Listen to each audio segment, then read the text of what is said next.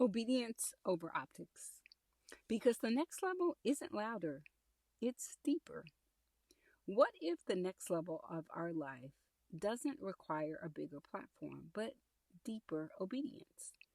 What if we don't need more visibility? We need more alignment and purpose driven alignment. What if the thing that's going to stabilize us and our future and the people that we love and care about, what if that isn't expansion but submission and silence and being still? Because we live in a culture that rewards optics. We live in a culture that rewards how it looks. We live in a culture that rewards how it sounds, how it performs, and how quickly it scales. But obedience is usually quiet. It's often unseen. It rarely trends or goes viral. And if you're entering a rebuild season, obedience matters more than optics.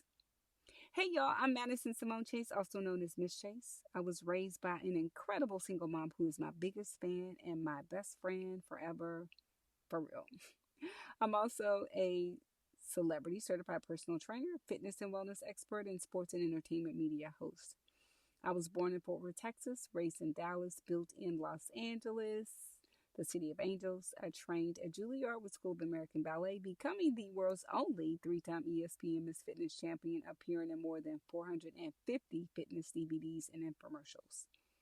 The first of the 450 fitness DVDs was led by the GOAT and celebrity trainer Gunnar Peterson, known for training the Kardashian family. As a certified celebrity personal trainer myself, some of my most notable clients include Robert Pattinson of Twilight and Batman, Chris Tucker of Rush Hour, and Amber Riley of Glee. As a sports and entertainment media host, some of my favorite red carpet moments include chatting with Richard Branson, Dwayne The Rock Johnson, Emma Stone, Viola Davis, Tyler Perry, Justin Baldoni, Issa Rae, and Tiana Taylor, to name a few. I share my accomplishments not out of ego, but to honor the millions of sacrifices my mom planted so that I could blossom and flourish into the woman I am still becoming. So if you're listening and or watching, pull up a digital chair or an actual chair and grab yourself a cup of hot or cold herbal tea, and welcome to my cozy home of Cut to the Chase at 8. A 15-minute micro learning moment for macro living.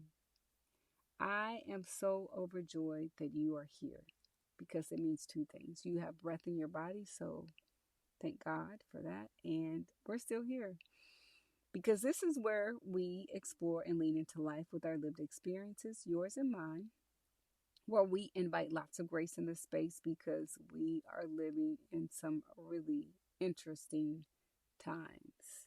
We chat all about spirit, mind, and body health because that is ultimately our wealth, and microdoses for macro living. Make sure you join me twice daily for just 15 minutes at 8 a.m. and 8 p.m. Central Standard Time, because this is your 15-minute chance for your daily pause, for a cause, clarity, wellness, grace, and intentional decision making. Giving yourself an opportunity for grace, because how we start our day and how we end it matters. Each episode will offer to you is 3 keys and 1 question to sit with, and hopefully encouraging you to give yourself grace in this space with something practical, something grounded, and something you and I could carry with us throughout our day. So wherever you're listening from, I want you to turn it up and tune in, and if anything you hear today pricks your heart or lights a spark, I'd love for you to subscribe. Share this with someone you care about, and please leave a comment so that this becomes a dialogue and not a monologue and me just talking to myself. And if you feel led, a 5-star rating would be appreciated. Now let's take a breath together. We're going to inhale for 3, 2, 1. Exhale for 5, 4, 3, 2, 1. Let's lean into today's episode of Cut to the Chase at 8. Let's cut the noise. Let's get clear. Let's get ready, set to go, grow, and be great. The title for today's episode again is Obedience Over Optics.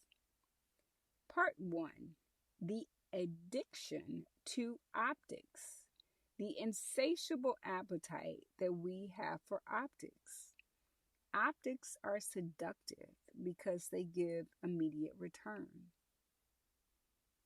Optics are seductive because it gives immediate praise. It gives immediate validation, and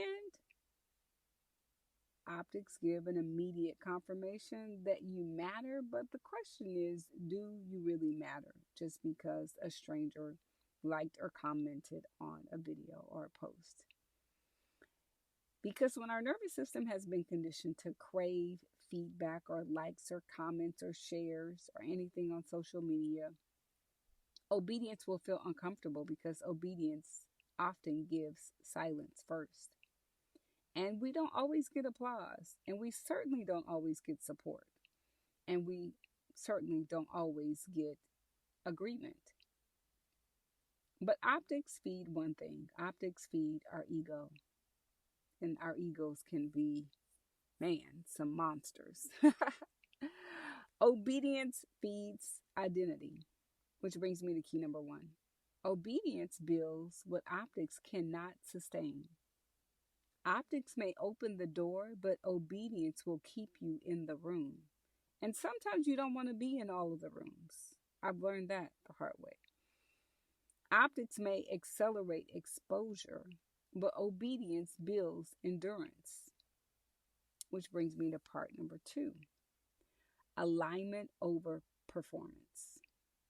Obedience is alignment. Alignment with your season, alignment with your values, and alignment with your capacity. So we're looking at season, values, and capacity.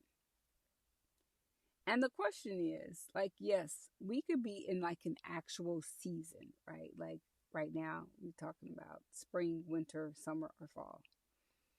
And those are seasons, but you could also be in a season of life where you are a caretaker, or you are recently from moving across the country, or starting a new job, or ending a job, or ending a season where things just feel like something fresh is brewing. That's a season as well. And when we look at our values, where we spend our money and our time, that tells you what our values are. It could be a good indicator of what our values are. And then if we look at what our capacity is, what do you have room? I know recently there was someone who called me because she wanted to have an uncomfortable conversation. And I could tell from the voicemail that she practiced it. She practiced this voicemail. And this person called me on February 4th. I didn't call that person back until February 28th because I knew I didn't have the capacity, and I knew that she'd been talking around me instead of talking to me, because that's how this person operates. And I knew I didn't have the capacity for it, but I let this person in this situation kind of take me off of what my assignment and my purpose is, because I knew I didn't have the capacity for what I knew she was going to bring. So sometimes you got to ask yourself, do you have the capacity to entertain people or going certain places or situations that you already know are not meant for you and that you probably should have extracted yourself from a long time ago? And so optics can create adrenaline. Obedience can create steadiness. And if something feels rushed, pressured, or frantic, check the motive. And again, this takes me back to that situation. This was someone that I wasn't friends with, or we'd been disconnected for a while. And then I just started to notice certain things that I was like, you know what? This feels superficial. This feels like something that It doesn't feel like I'm at peace because this person is really not at peace. And sometimes when people are not at peace with themselves, they can't be at peace with you. And there's going to always be contention, which is exactly what I got. So, obedience is alignment. And whatever season you're in, whatever your values are and your capacity, that matters. And so, again, if something feels rushed or pressured or frantic, check your motive too. Like, why are you entertaining something you know you don't need to entertain? Because alignment rarely feels frantic or chaotic or feels like pressure. It feels grounded, it feels anchored, and it feels clear, and it feels like peace and happiness. And sometimes when people are not happy with themselves and they get emotional or they throw a temper tantrum, or even when they're talking to you in just regular conversation and you disagree and you know that their temperature is high and possibly their blood pressure is up just because just regular conversation. So oftentimes I think we're not really taught conflict resolution. So oftentimes a uncomfortable conversation can go from 0 to 100 and it ends because we're not taught that skill set. And just because someone is older than you or someone is of age doesn't mean that they're also wise. Which brings me to part 3. How can we rebuild with integrity? See, we cannot detox identity and then try to rebuild by performing, because the rebuild requires our integrity and it also requires us to be quiet. And integrity is when nobody is watching. Integrity happens when no one is clapping. Integrity happens when it would be easier to just perform. We can be gifted and still be off our assignment. We could be talented and still be misaligned. We could be impressive and have all of the followers and all of the engagement, and we could still be unstable and still be in the midst of chaos. Which brings me to key number 3. We could be gifted and still be off assignment. And just because you can do something with someone that looks like they may have a huge platform or have influence, it doesn't mean that you should. Because our assignment requires obedience. Our ambition requires acceleration. And these are not always the same. So, our one reflection question: what in my life looks impressive right now, but doesn't feel aligned? And what would obedience require instead? Let's also ask, so we ask the what, but let's also ask this reflection question: who in my life looks impressive, but they don't feel aligned? And what would obedience require instead if that person was no longer in your life? So before you go, I just want to say thank you from the bottom and top of my heart. It has truly been an honor and a pleasure sharing this time with you. So thank you. Thank you, thank you, thank you for continuing to give yourself grace in this space with me today. I am so genuinely thankful you chose to step into this cozy digital home with me. So before you head out, let's quickly revisit our 3 keys and 1 reflection question from today's episode. Key number 1, obedience builds what optics cannot sustain. Key number 2, alignment feels steady, not frantic. Key number 3, you could be gifted and still be off assignment. And our 1 question to sit with: what or who in my life looks impressive but doesn't feel aligned? And what or who would obedience require me to do without instead? So if today's episode offered you clarity, insight, or even a pause you didn't know you needed, if there's anything that I shared that pricked your heart or lit a spark, I'd love for you to subscribe and share this with someone you care about. And please leave a comment so that this becomes a dialogue and not just a monologue. And thank you for joining me here twice a day for our daily 15-minute micro dose for macro living. And if you are interested in joining the It's Her Circle free community on Facebook that is private, please send me an email. It'll be an email in this chat description for this episode. And if you feel inclined to be in a community of like-minded people, It is the Chasers Champion Circle, the C3 founding members that will eventually help this shape this space to grow.